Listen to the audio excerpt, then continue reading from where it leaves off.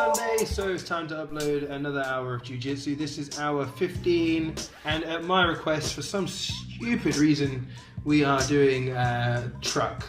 A truck. Listen, I'm so inexperienced, I don't even know what it's called necessarily, but maybe I watched some videos that day. So let's just go through what we did.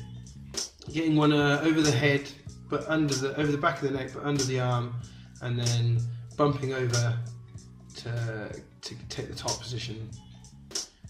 This was tough. This was really tough. I'll show you again from the other side. Yeah, there's so many parts to this. I haven't got the legs crossed around properly.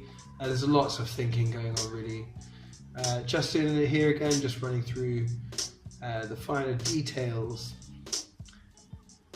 We are fighting out of Kingdom Fight Club in Siem, newly opened. You can see here, this was a few weeks ago, so Justin there just telling me that I need to post on that shoulder, the elbow, sorry, you'll see that again in a second. Here it is.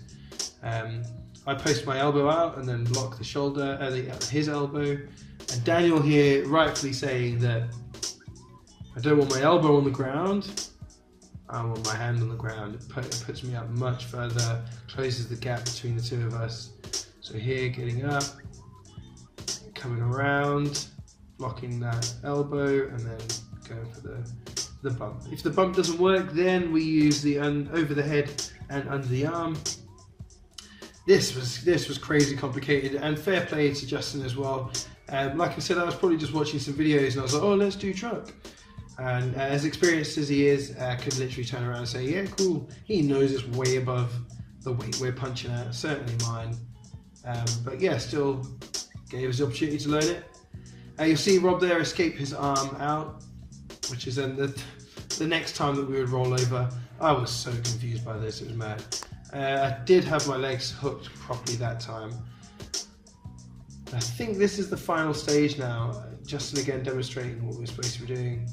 So you roll over, and then he's going to escape his arm, I think.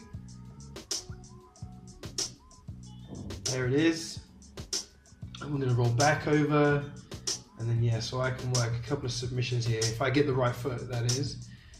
So yeah, taking that leg and jamming my foot in behind his knee, squeeze on that, that's horrible.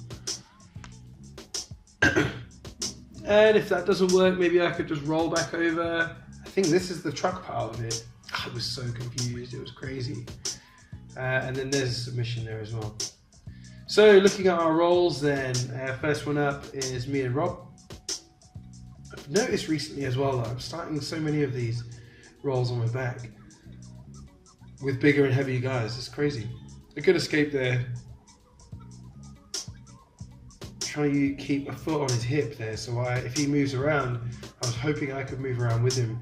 Remember, a target from a couple of weeks ago was to be a little bit more movable on my back. Yeah, very close to getting a guillotine there, which comes later, I'm pretty sure anyway.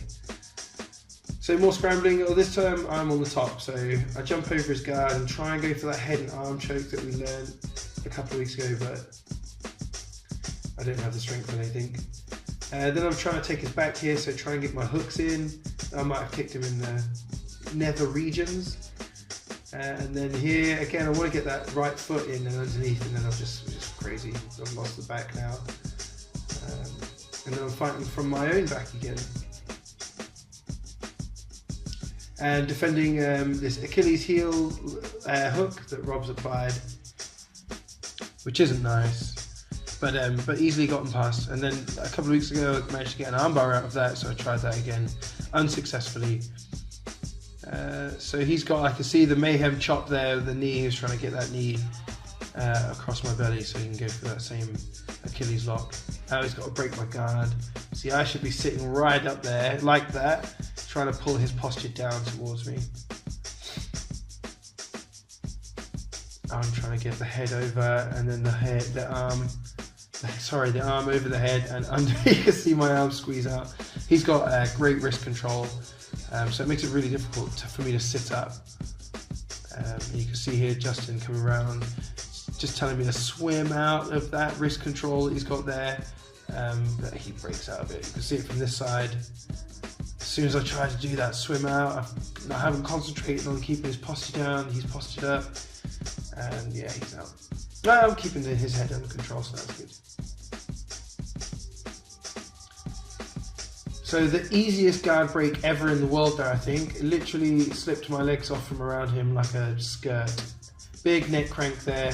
Not a submission, but very painful. And then just try and break out of that guillotine attempt, which I've managed to do. And then into his guard. And I think we just roll like that really until the end. He just managed to control the top of my head, the back of my head, to keep my posture down, and that's the end of the roll. So here's Ollie. We start together in a seated position, which is a little bit difficult to. And then he tries to go for that mayhem. The knee on the belly is very uncomfortable, so I'm going to try and push that off, bump him over, and he's in my guard. Now, I have been watching a few little videos, tutorials and stuff on. There's my hand posted up rather than my elbow, which is good. Yeah, I've been trying to look at some things from guard. I'm always on my back, so I've been trying to look at submissions from the guard. Ollie looking very relaxed there, trying to break my guard, postured up nicely. Failed triangle from me. Another failed triangle from me, although I get the legs locked around the back, so if I can chop away and try and bring his posture down, get that arm escape, which I've done now, the one that was blocking it. He's doing a really good job of trying to keep his left arm over the right side of my body. I'm doing a good job of trying to chop him down and bring his posture down towards my level. He's actually got really good defense on this one. His arms are together. He's stopping me from putting the arm across his own neck to choke him. Opened it up. I think I opened it up for a second, and then there we go. I managed to move myself into that position to be able to.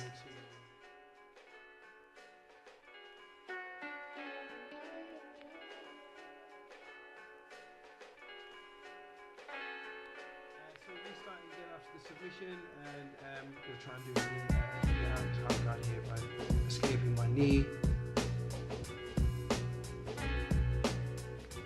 Yeah, it does a really good job of scrambling, keeping on top of me, making sure that I'm pretty sure, is that half guard there he's in? Yeah, okay. He wasn't in full mount, which is good. Tries to get it there, and I think I managed to maybe get him into guard. Try again with that head over and the arm over the head and under the arm. It's absolutely tiring. So roll number 3 then with Danny. You'll watch here now. I've learned from this. He's trying to scoop both of my legs together, and you'll see why it's so effective in a minute, because I'm already sitting down and he pushes with his head onto my chest, and the only thing I can do really is butt scoop, try and escape that, and it's a really good way of him getting into side control, and then from side control very easily can get into mount, knee across the belly.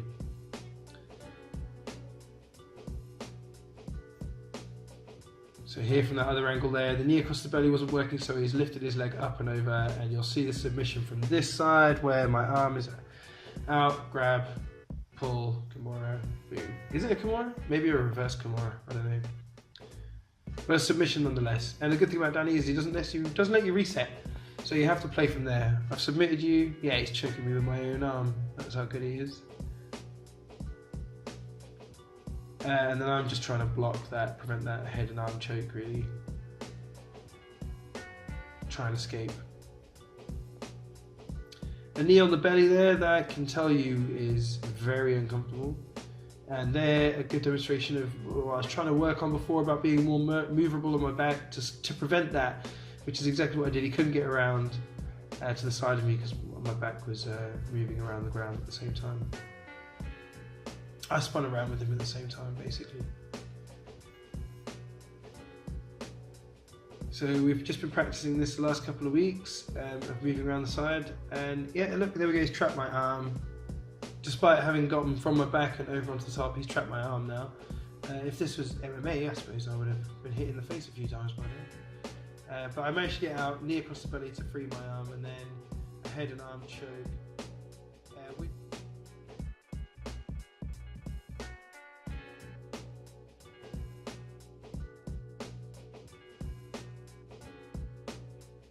So for next time then, I need to remember to keep my elbow off the ground, use my hand out as my base, brings my body, my torso up closer to their body, breaking down that gap.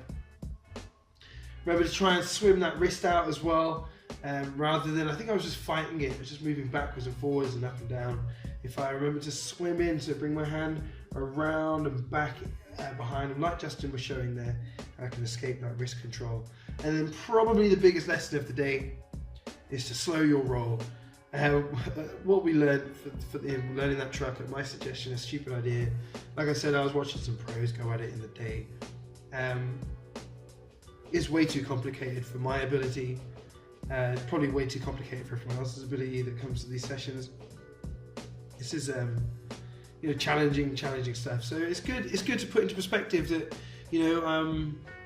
at this point 15 hours in, and it's good to just have a little check of reality and realise that you haven't mastered it, you haven't learned it all, and there's still a long way to go. In fact, even when you think you got there, you're probably going to be learning all the time. Next Sunday though, hour 16, hopefully see you guys then.